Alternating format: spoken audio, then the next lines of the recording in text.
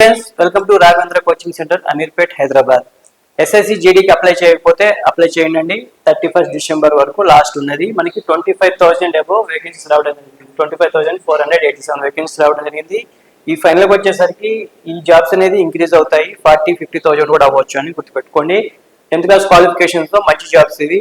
18 నుంచి 23 ఇయర్స్ వరకు ఏజ్ ఉన్న వాళ్ళు అప్లై చేసుకోవచ్చు. అప్లై చేసుకుందాం అనుకుంటే 31st లోపే అప్లై చేసుకోండి. 31st ఒకవేళ డేట్ ఇంక్రీజ్ చేస్తారో లేదో ఎవరికి తెలియదు, ముందుగానే అప్లై చేసుకోండి. అలాగే రాఘవేంద్ర కోచింగ్ సెంటర్లో ఎస్ఐజిడి సంబంధించి న్యూ బ్యాచ్ స్టార్ట్ అవుతుంది. ఇంకో విషయం ఏంటంటే SSC, RRB, banking, central government వాళ్ళు ఇప్పుడు ప్రతి ఇయర్ క్యాలెండర్ ఇయర్ ఇస్తున్నారు.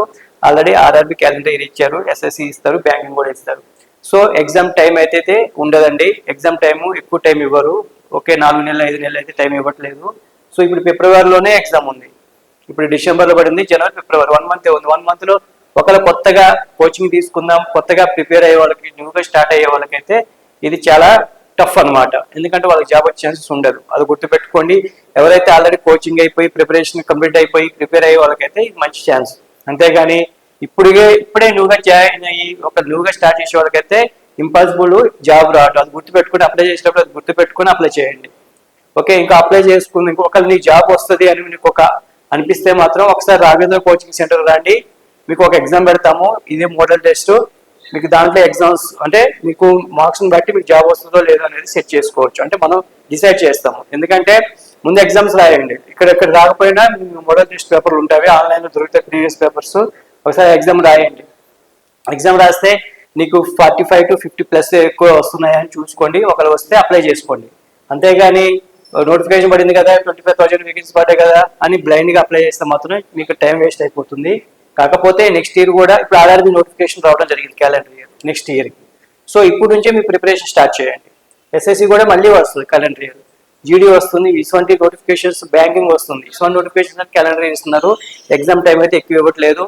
నోటిఫికేషన్ పడిన 1 month 1.5 monthలోనే ఎగ్జామ్ పెడుతున్నారు. కాబట్టి మీరు ఎవరైతే గవర్నమెంట్ జాబ్ ప్రిపేర్ అయ్యే వాళ్ళు ఉంటారో వాళ్ళు కంపల్సరీగా ఇప్పటి నుంచే నెక్స్ట్ ఇయర్ టార్గెట్ పెట్టుకుంటే ఈ ఇయర్ నుంచే 6 months బిఫోరే మీరు క్లాసెస్కి రండి, క్లాసెస్ రండి. ఒక నోటిఫికేషన్ సబ్జెక్ట్ గురించి అవగాహన లేకపోతే క్లాసెస్ అయితే కంపల్సరీ రావాల్సిందే.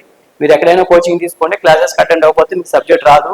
ఒక సబ్జెక్ట్ బీకామ్ స్టూడెంట్కి మ్యాథ్స్, రీజనింగ్ రాకపోవచ్చు.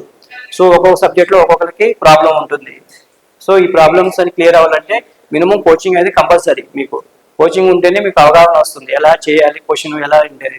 మీరు ఒకళ్ళే ఓన్గా చదువుకుంటే కొన్నిటికి మీకు ఆన్సర్ తెలియదు, ఎలా చేయాలో కూడా అర్థం కాదు. కోచింగ్ వచ్చి ఇక్కడ స్టూడెంట్స్తో పాటు మీరు కోచింగ్ విన్నట్టయితే ఒక 6 months క్లాసెస్ వినండి.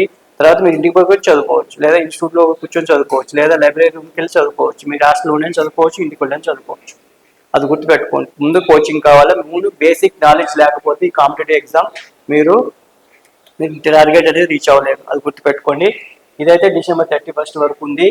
అలాగే మీకు 10th క్లాస్ క్వాలిఫికేషన్ 18 నుంచి 23 ఇయర్స్ వరకు ఏజ్ ఉన్న వాళ్ళు అప్లై చేసుకోవచ్చు. ఎస్సీ ఎస్టీ వాళ్ళకైతే 5 years ఉంటుంది, ఓబీసీ వాళ్ళు 3 years ఉంటుంది. ఈ ఛాన్సెస్ 31st వరకు ఉంది కానీ గుర్తుపెట్టుకుని అప్లై చేసుకోండి. సో నువ్వుగా జాయిన్ అవ్వదాం అనుకుంటే మన ఫోన్ నెంబర్కి కాల్ చేసి అడ్మిషన్ అనేది తీసుకోవడానికి ట్రై చేయండి.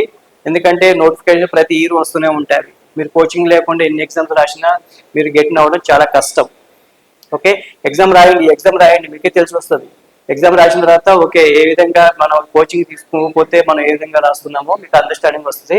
ఈ ఎగ్జామ్ రాసిన తర్వాత అయినా మీరు మేల్కొని ఒకవేళ కోచింగ్ తీసుకుందాం అనుకుంటే కోచింగ్కి రండి. అలాగే మన ఫోన్ నెంబర్కి కాల్ చేయండి. ఇక్కడ గ్రౌండ్ ఉంటుంది, హాస్టల్ ఉంటుంది, క్లాస్ రూమ్, కోచింగ్, ఎగ్జామ్స్ ఇవన్నీ కంటిన్యూగా పెడుతూ ఉంటారు. ఓకే, ఏదైనా ఇన్ఫర్మేషన్ ఉంటే ఫోన్ చేసి మోర్ ఇన్ఫర్మేషన్ తీసుకొని అడ్మిషన్ తీసుకుంటారని చూడండి.